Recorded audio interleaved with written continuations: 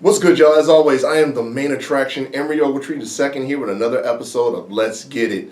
And before we get into everything, man, let me send a shout out to my brothers at Courtside Radio over on the Good News Radio Station podcast. Man, thank you so much for having me on, fellas. Man, I had such a great time. I'm looking forward to doing it again, man. Check these brothers out. They come on every Thursday evening. Again, that's Courtside Radio on Good News Radio. You can check online for them. Man, what are we talking about tonight, man? We're talking about AD. He wants out of New Orleans, and it looks like all directions are pointing towards LA. That's where he wants to go.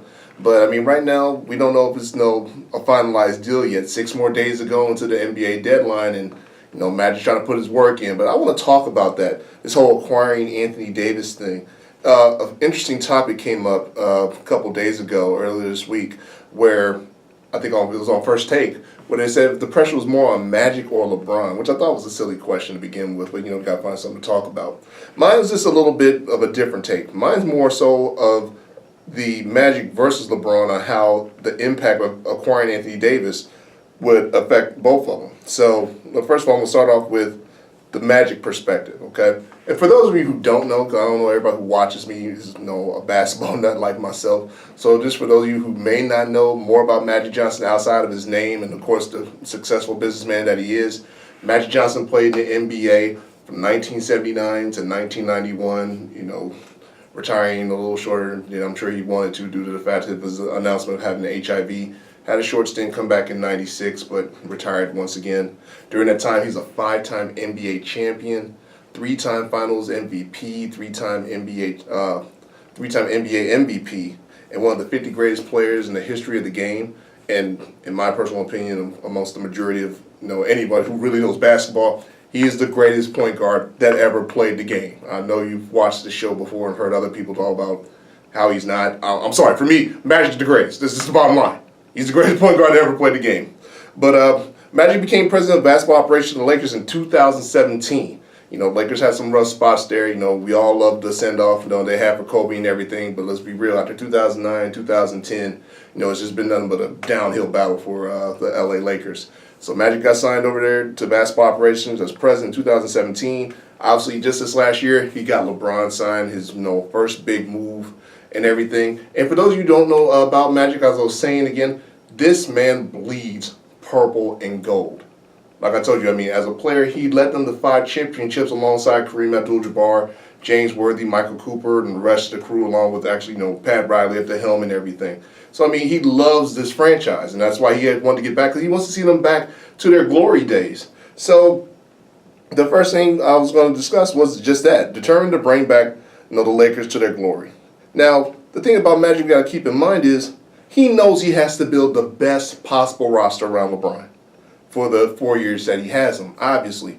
LeBron, like Magic himself, is a once-in-a-lifetime talent. So this is something that, Magic knows he can't waste. Now, for me, myself, the season expectations for the Lakers, if you've never watched the show, or if y'all remember, as I've been saying since we started this, I've given the Lakers a pass this year. LeBron, the Lakers, I've given them a pass this season. I just expected them to make the playoffs. 4th, 5th seed at best. And maybe they'll make the semis, but at least make the playoffs. That's what I was expecting. I still expect LeBron. He's still my pick to be MVP. A little bit of a battle in front of him, but considering what James Harden did with the Rockets, and we see how the absence of LeBron has affected the Lakers. They were 4th, and now they're 9th, 1 game back of the 8th seed. LeBron has a great opportunity to add that 5th MVP title to his resume. But as I was saying, the next thing, AD says he wanted to be traded. Now, there's been a lot of talk about AD coming to the Lakers even before he said he wanted to be traded. And not even to mention LeBron saying himself on countless occasions he would love to play with AD. Now, even though that may be the case, reports say that it is his preferred destination. Don't forget, there are some other teams in here involved, the Celtics, and plus, due to obligations, the Lakers have to listen to all different offers. But, sticking with Magic, keep in mind there's only 6 days left in the trade deadline. And Brad Turner of the LA Times reported that apparently Magic has presented 5 different trade packages to the Pelicans and their GM Del Demps, one which included Lonzo Ball, Kyle Kuzma, Brandon Ingram, I hope I'm saying this name right, Ivica Zubac, and a #1 draft pick. And shout out to my boy Michael over there with the Courtside Radio. He texted me, well, actually, in a group text, he was talking about, was that particular package too much?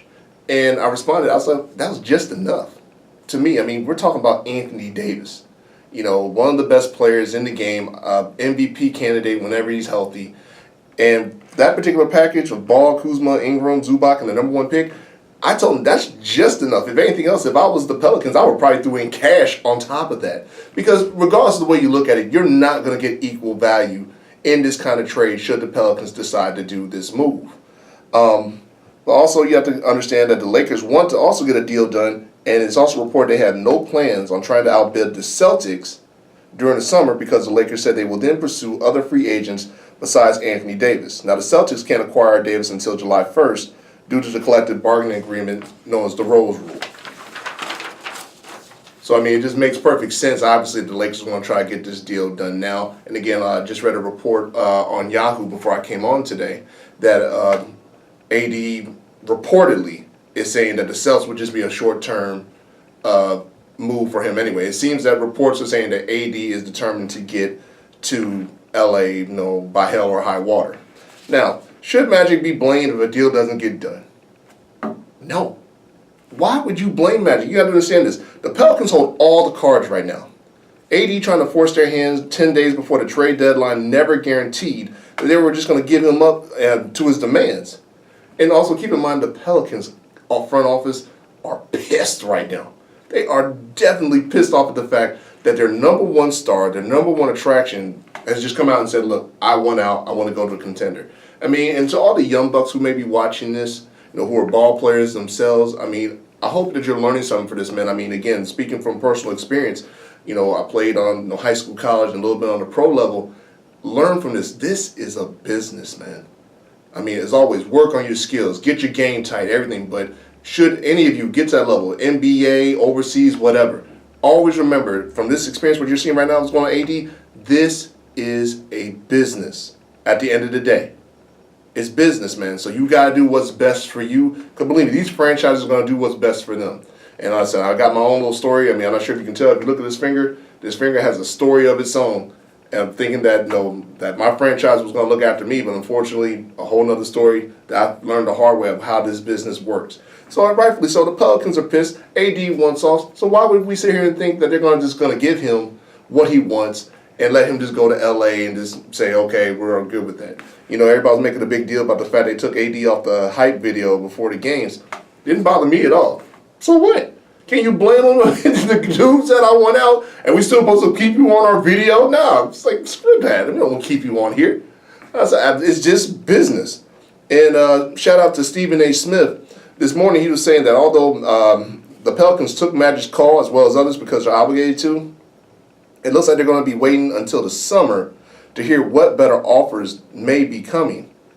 And they're also holding on to the slim chance that he may change his mind at the risk of losing out on the chance of becoming the NBA's first $300 million player if he stays through the season and signs back with them going into the next season afterwards.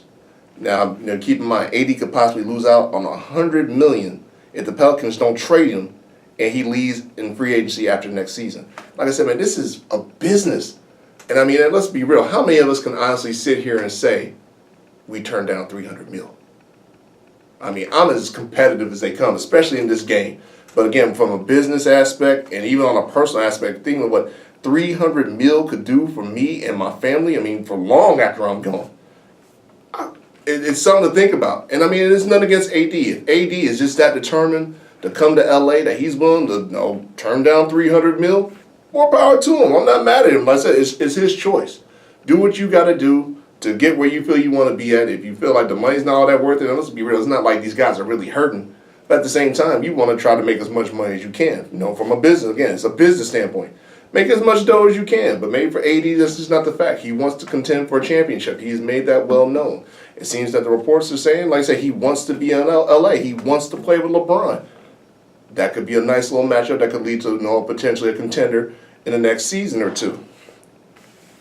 Now, another reason that we got to keep something in mind, again, speaking with Magic, like I was saying, you can't blame him if a deal doesn't get done. On the other side of things, back to the Pelicans, Dell Demps, their GM, Could you honestly imagine what would happen if he actually gives in and trades AD before the deadline? I truly believe he would get fired. Because I said, again, the Pelicans are holding all the cards. They can hold on to AD and just say, screw it. We know you don't want to be here. You're still under contract. We're just going to keep you right here. If you're going to leave in free agency, so be it. We're just going to do what we got to do anyway. And like I said again, they could possibly get a better offer, going into the summer, in terms of trades that way. But they don't have to make that move right now. And Dell Demps, again, the current GM of the Pelicans, if he did the deal right now, it just wouldn't be a great look for him. Because once AD is gone, no disrespect to the rest of the Pelicans players, but the Pelicans pretty much go right back to the bottom, even though they got some great pieces on that team. They just need a marquee player. But as I was saying again, with Magic Johnson, the pressure on him to get AD here right now, I don't necessarily hold I know the fans of the Lakers are just praying and hoping. I'm sure Michael and the guys at Courtside Radio, again, shout out to them. We talked a little bit on their show last week. They want AD here. But again, I'm just bringing some perspective to this. Let's not just sit here and expect that Magic's going to get it done, but at the same time not hold it against them if a deal doesn't get done. The Pelicans hold all the cards. Magic's doing what he can. And at the end of the day, if it doesn't happen now, doesn't mean it won't happen again in the future. I said the reports are saying that AD is going to get here one way or the other. It just may mean, again, LA fans, that you have to wait a while. But like I said, personally speaking, all I had the Lakers doing was getting to the playoffs. So this season, regardless, whatever. Even if AD did get traded to the Lakers this year and play with LeBron, I'd still give him a pass. I still don't think they'll be title contenders because imagine how many pieces they're losing just in the trade alone. That's just still too much just to expect, we got LeBron and AD that's going to get done. So that's going to do it for about part one. I said in part two, we're going to touch on my favorite topic, LeBron James. And I know you LeBron fans are going to be looking forward to that. Hint, hint. Hey, man. The main attraction, Emory Ogletree II. Be back for part two. I'm out.